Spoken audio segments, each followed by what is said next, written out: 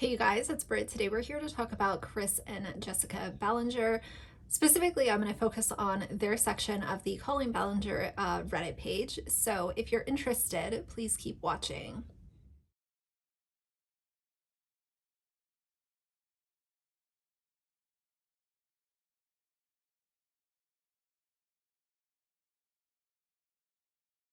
All right, you guys. So as you heard in the intro, this was actually a suggestion from one of you guys saying that I should focus on the Chris and Jessica section of the subreddit for Colleen Ballinger snark. I already did a part 1 of this Reddit, but I didn't focus on anything to do with Chris and Jessica, and they have their own little subreddit of this subreddit.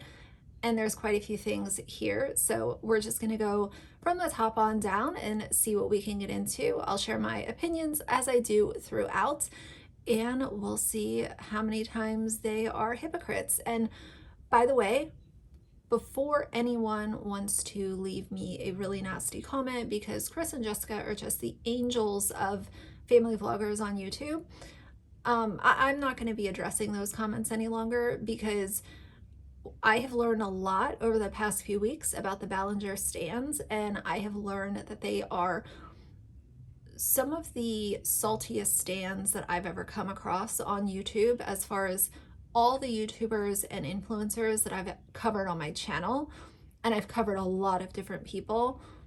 Their stands are just so, they've got the blinders on. They cannot see criticism. They cannot take opinions that are not praising the Ballingers for every move that they make.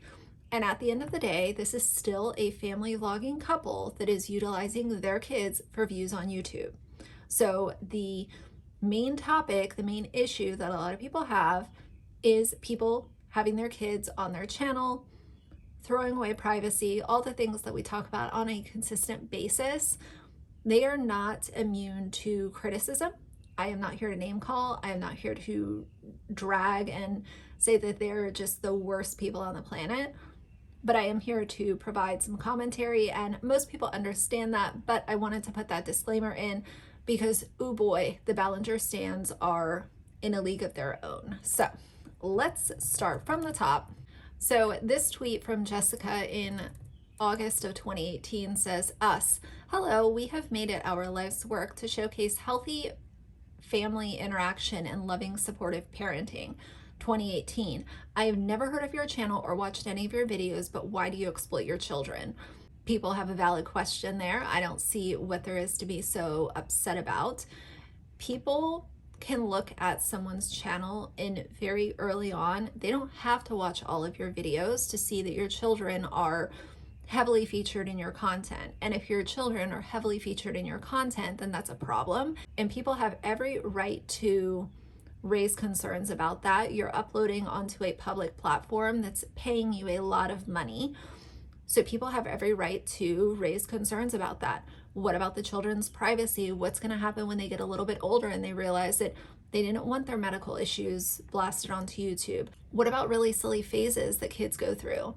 Kids go through really silly phases, and some of them might be, when they're teens, they might consider these silly phases embarrassing, but you've already plastered them all over your channel, and even more so, you've monetized it.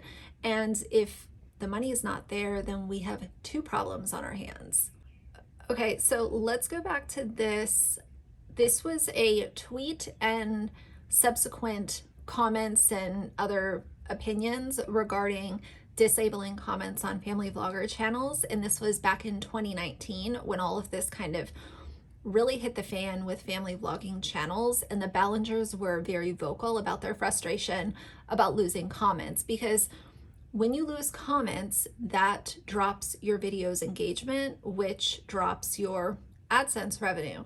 And this is not about seeing comments and interacting with fans. This is about where your video places in the algorithm. This is about how much AdSense you can collect off of said video. And also your video's engagement and place in the algorithm can also transfer over to brand deals and sponsorships. Companies want to work with YouTubers and influencers that place well in the algorithm. They want the viral videos because then they can place their product in the middle of those and receive more customers. It's all a money transaction for the brand and the family vlogging channel. So Jessica in February 2019 said, YouTube just disabled all of our comments, including the videos with no kids in them at all, like Christopher's Valentine's Day video to me. I love you guys so much, and I'm so sad to see all of your sweet messages just gone. Well, of course, Colleen had to go ahead and chime in, and she said, this is getting so ridiculous. How does disabling comments and demonetizing videos stop pedos from watching minors online? It doesn't. It just hurts the creators. This is not a solution to stopping pedos. I'm so done with the internet today. This is so disappointing. While it doesn't stop P's, I will agree with Colleen there, because disabling a comment section is not going to completely annihilate P's from YouTube. That's just not how the internet works. But what it does do is it won't allow your video to hit in the algorithm, and it, more importantly, will not allow those P's to leave timestamps in that video saying 1922, and then other people will go to that timestamp and see a suggestive pose that the child might be in, or a bathing suit, or a bath time, or whatever it was. YouTube was trying to take control of some of this, and instead of the parents being happy that they were trying to remedy a situation to protect children, these two wanted to get all up in arms and get upset because they knew that their video would no longer place in the algorithm like it used to. Jessica then said, my 5-year-old son does gymnastics and is a happy, sweet, confident boy. YouTube, not advertiser friendly. This happened yesterday. I find the timing on this very, very disheartening for the YouTube community. Then she ranted on Twitter a little bit, saying how difficult this has been.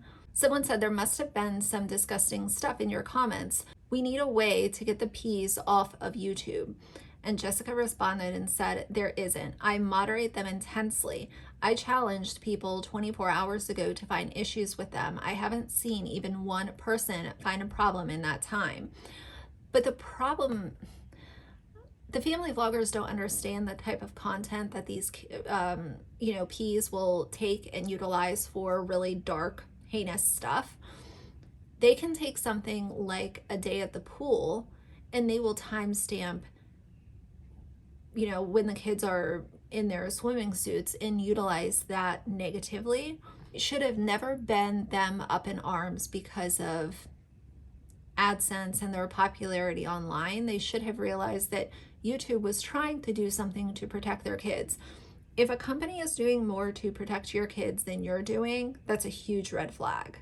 It seems like a lot of the family vloggers are very well aware that P's are watching their content, and instead of being irate and disgusted and upset over this, they want to rant and rave on Twitter and Facebook or Instagram about not having comments. These two were so vocal during this period of time. It's scary how they acknowledged that it was happening, but they were so upset by what YouTube was trying to do to protect these children. This is a really good topic, and this is something that I've thought about for a very long time. A lot of family vloggers live in California, and obviously the cost of living in California is astronomical. It's insane. And this post says, this is a genuine question I keep asking myself. I find their obsession with having babies very disturbing and weird. Or is it a religious thing about not using protection? I genuinely don't understand how exploiting their children for videos could possibly support their entire family. Are they even able to provide for their kids and possibly send them to college later? Is YouTube paying that good? I know Chris worked with Colleen on a Netflix show, but it's baffling to me how anyone could make enough money to care for 6 kids. Someone said on Social Blade, they're estimated to make about $159,000 a year.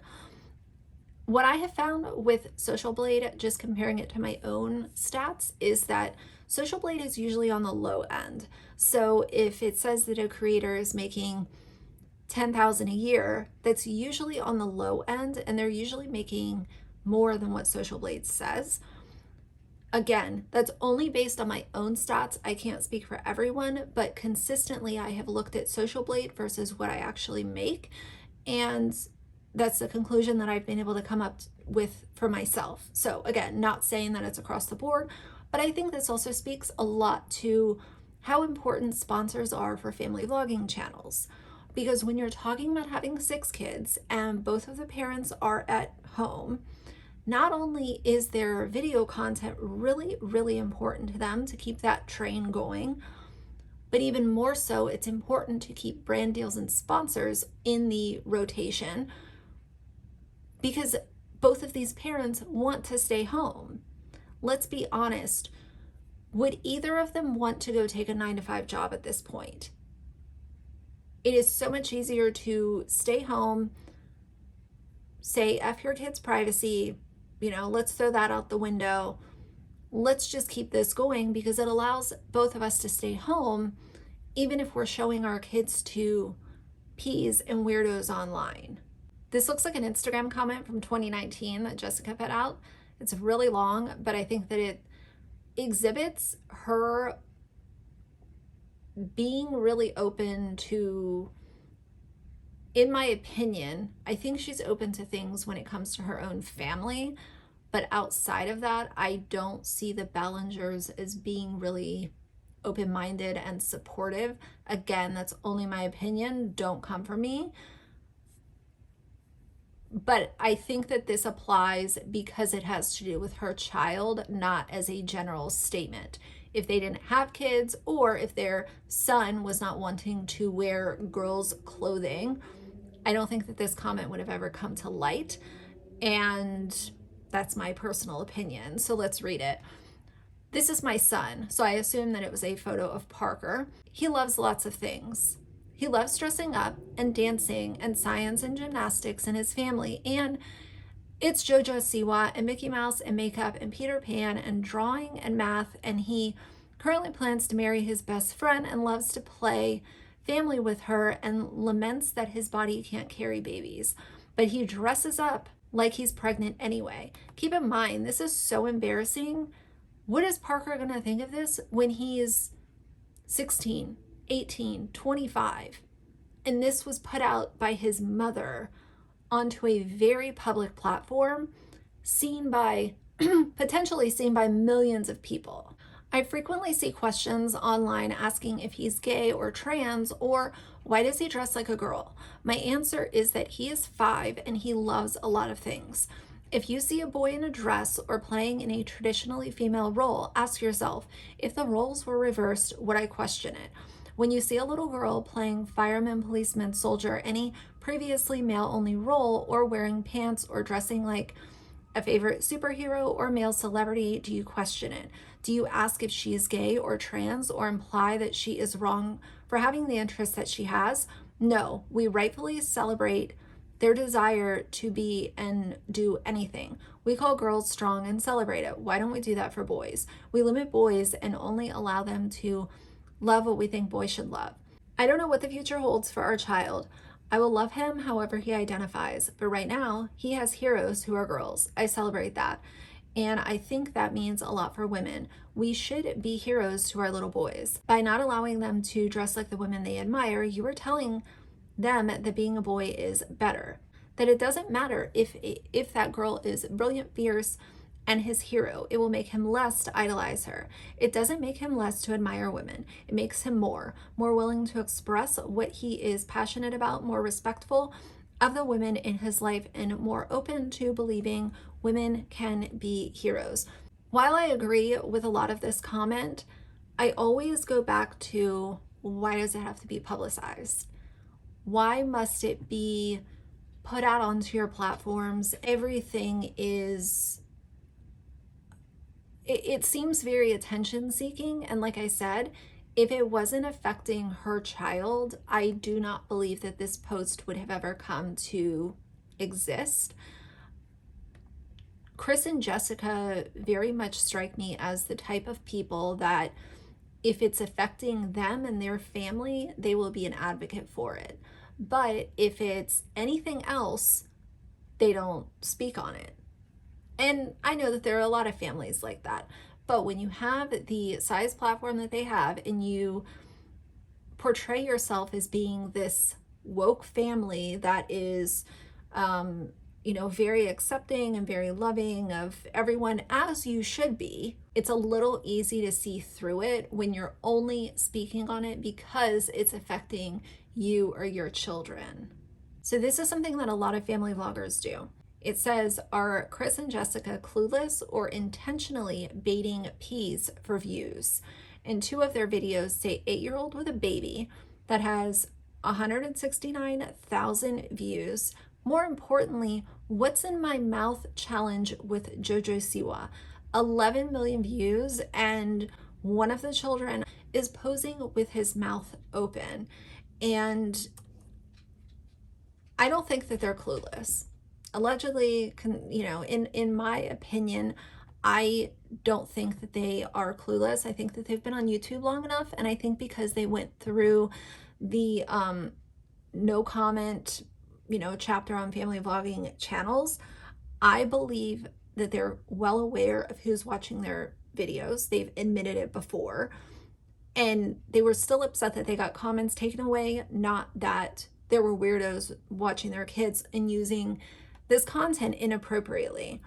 This comment echoes exactly what I just said. Someone said they definitely aren't clueless. When YouTube took comment and ads off videos with children for a while, it was because of creepy comments. And Jessica and Colleen both publicly flipped out and said that they were being punished for creepy people watching their videos. And that if creepy people were going to watch, they should just have to watch an ad first. So they 100% know. They can't claim not to. This is their choice to continue to show. And back when that happened, Colleen wasn't even vlogging her family at that point. So she went through all that, was very vocal, saw all of it unfold, and then still made the choice to become a family vlogger. A lot of thought goes into their titles and thumbnails. Honestly, their thought process scares me. The next comment says, Chris and Jessica have a long history of posting things that are questionable. Take a look at these two thumbnails. You cannot tell me they didn't know what they were doing here. So my question is, at this point, are they ignoring it or just clueless about this stuff? We all have good reason to believe that they are reading feedback online, maybe even the subreddit, yet they still post things like their kids moaning about food and tours of their sleeping arrangements. Next comment, they're not clueless, and there's some thumbnails and titles that are even worse than this. Yeah, I don't buy for a second that they're just floating through their upload schedule, not having a clue what they're doing, and that is so scary. Here soon, the family vlogger money train is going to run out, and I'm not sure what that means for a lot of these family vloggers. But when you consider that you put all your eggs in this basket of family vlogging, exploiting your children, not respecting their privacy, sharing really intimate details of their life, putting their safety at risk by showing what school they go to, showing where their bedroom is in your house, showing house tours, all of these kinds of things. You put all your eggs in that basket. When that basket comes crumbling down, I will feel bad for the kids because they didn't ask to be in this situation, but I can't feel too bad for the parents that knew about all the dangers and they continued to upload year after year after year, their kids in compromising positions and not having consent to post any of this.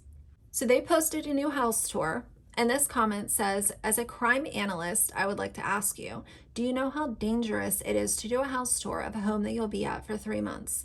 It's easy for someone to go onto Airbnb and locate the house. Then you showed where the kids are in the house. So dangerous. This is way too much info to put out to 1 million people you don't know. And to let Bailey go to a stranger's house, she's too sheltered and naive to realize if someone isn't treating her right. Please be more responsible.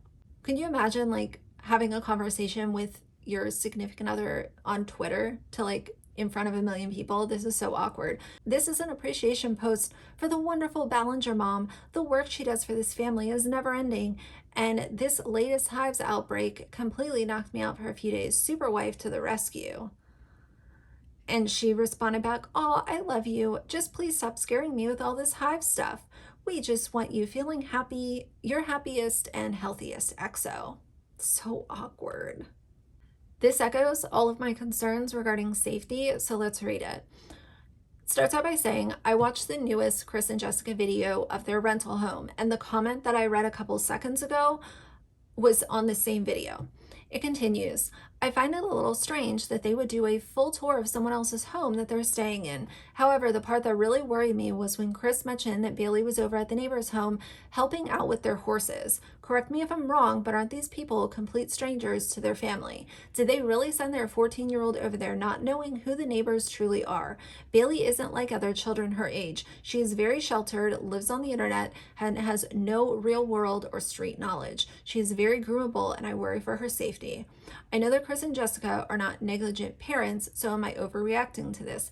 Jessica was also nowhere to be found in the video, and I can't help but wonder if she's even aware of what's going on with any of the older kids. I mean, maybe she has binoculars and is watching them from the sofa, but I doubt it.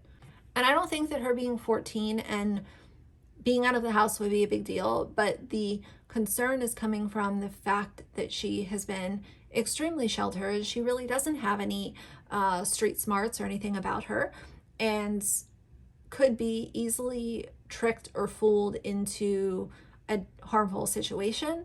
And usually, not saying all the time, but usually sheltered kids are a lot less vocal with voicing that they're uncomfortable in certain situations. And who knows about this family? Are they dangerous? Are they sketchy? Are they weird? We don't know. I did a video a few months ago about YouTuber house tours, specifically family vlogger house tours. I'm going to link that in my description box, so if you guys want to watch it, you can. But this echoes the same concerns. Don't tell the world where your kids sleep at night. I'm not famous and nobody cares at all about my home, but I would never give a house tour and announce to the world the ins and outs of my home and where my kids sleep at night. Never, ever. And I'd be very leery sending my kids over to a stranger's house, period. If something were to happen, heaven forbid, something tells me these parents wouldn't see grooming if it was right in front of them. Are these parents just waiting for something bad to happen? I know I'm a nervous Nelly, but I've gone to online security classes and I'm aware of the world that we live in. Bad things, horrific things happen. I live my life avoiding this at all costs, maybe too much. Clearly, Chris and Jessica don't do the same. Well, they should be doing the same because they have children that are relying on them for their own safety and protection. So they should be more well-versed in how crazy the world is. They obviously know that weirdos watch their YouTube channel, so why wouldn't weirdos be in the real world as well? So Jessica put this tweet out on February 5th, and it says, "If you have ever felt parent shamed, let me tell you, our sweet fam has, at minimum, 5 home or Zoom visits per week from actual professional healthcare workers who think that we are doing great, and we still manage to get criticism from complete randos on the internet." And of course, she's laughing at it.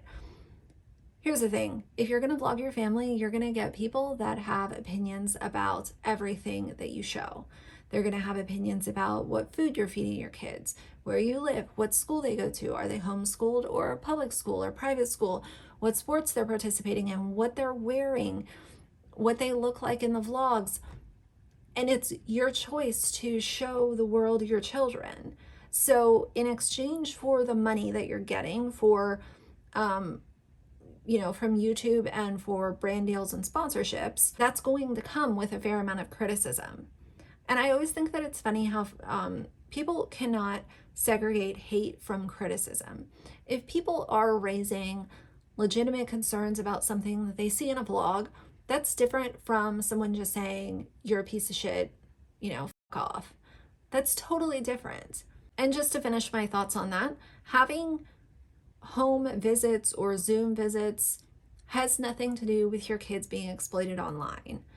You can have them in therapy, but you're still disregarding all of their privacy by putting health issues and all kinds of intimate details about their life out onto the internet, where once it's out there, it's never going to go anywhere.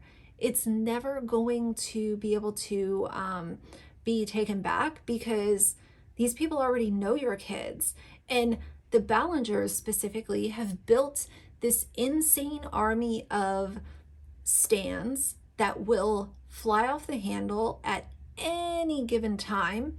The second that they hear an ounce of criticism, this family has made people comfortable enough to feel like they can run Stan accounts, and these Stan accounts have photos of their kids on the Stan accounts.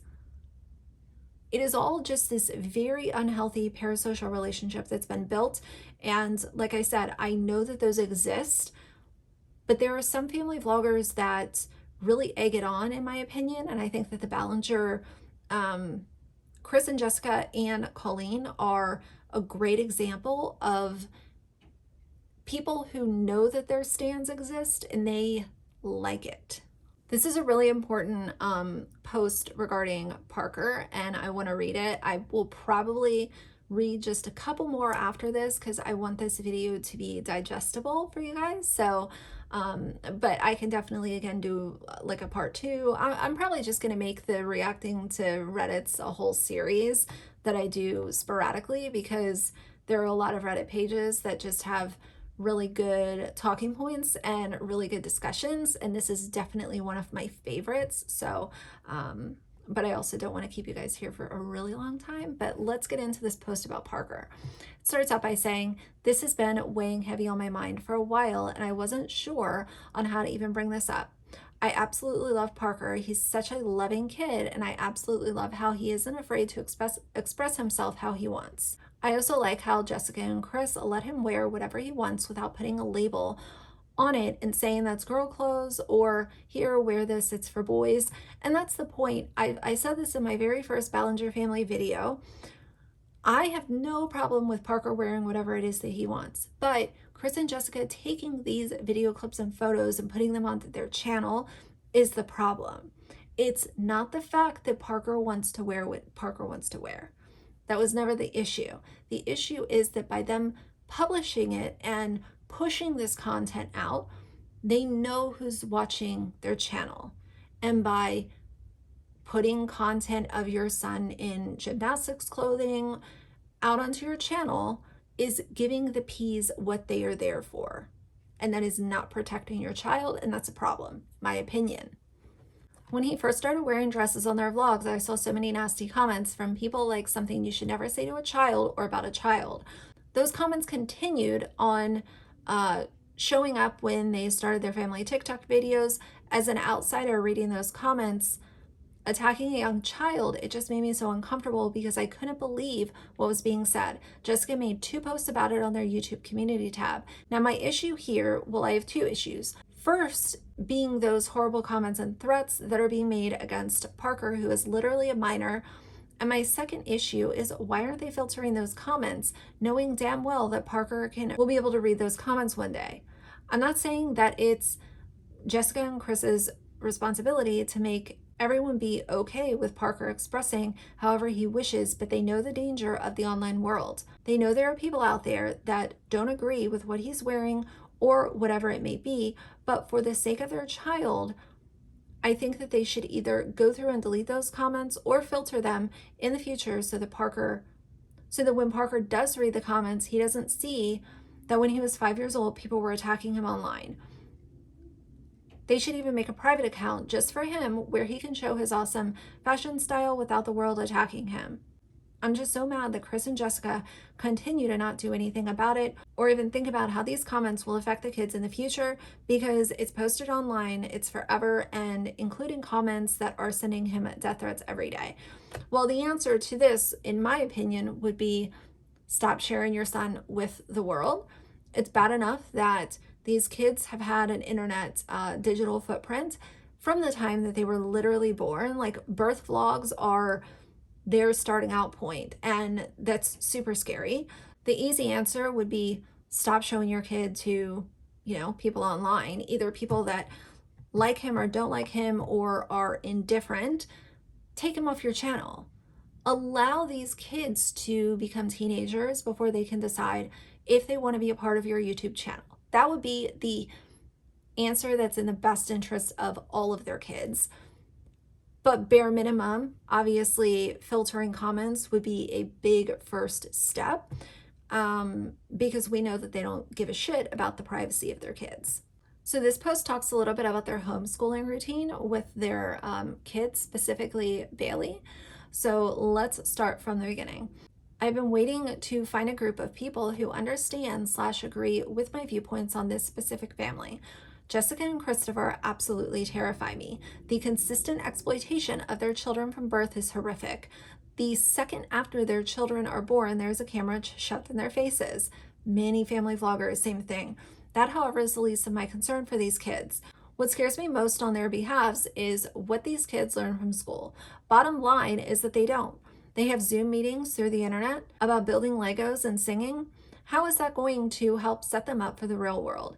Bailey is at age 14.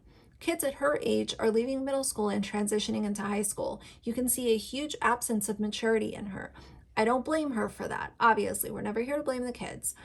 In one of their recent videos, they announced that she's going to attend a public high school. Now, that is a great step for her in the correct direction.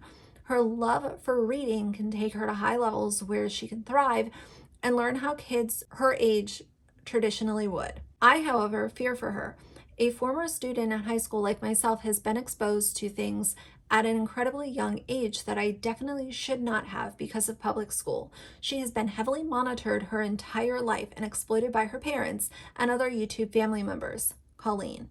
I can't imagine the reaction she will receive from these fellow high school California kids once they find out she's a YouTube kid. I 100% blame the Ballinger parents for extremely prominent emotional neglect of these kids that these kids are receiving. It's so sad because they all have such creative minds that could thrive in a proper educational environment. And I really wonder about the social transition that she'll have too, because going from homeschooling, doing YouTube at home all year round, or maybe a couple friends and your family, to going to a public high school and these other kids that are more mature than her and more just overall seasoned as far as social lives and kind of what they expect out of school. It's going to be a night and day difference. I hope that she can find a group of kids that will kind of take her under their wing and befriend her and help her through this transitional period. I really hope that that's what happens. But I worry if it doesn't, that Chris and Jessica will pull her out of public school and continue to homeschool her. And that's only going to stunt her emotional development even more, her social development, all the things. So it would be best if her public high school experience can quickly blossom into something positive so that she can keep going with it. But I really, really worry about 14 is kind of an advanced age to transition from, only being around your family and your siblings to being in a public high school. And on top of it, like this person said, everyone knowing that you're a YouTube kid. This is the last one that I'll read for today, but like I said earlier, of course, we will continue this. This is regarding the family vlogger money train, so let's get into it. Do you think that Chris and Jessica know what they're doing is wrong and they are continuing it solely for the money? I've had a lot of thought of this recently, and I can't help but wonder if they know what they're doing is child exploitation. Chris seems like a smart guy, and he should know boundaries of what to do, what not to, what to and what not to post on the internet. The only reason I can think why they might continue to do it despite knowing it's wrong is for the money. And I think that this confirms also what I said earlier regarding they're both able to stay home with their kids and not work and make money. So I feel like a lot of family vloggers get stuck in this cycle where even if at some point in time they come to the realization of, you know what, I really don't like doing this anymore, how are they going to stop?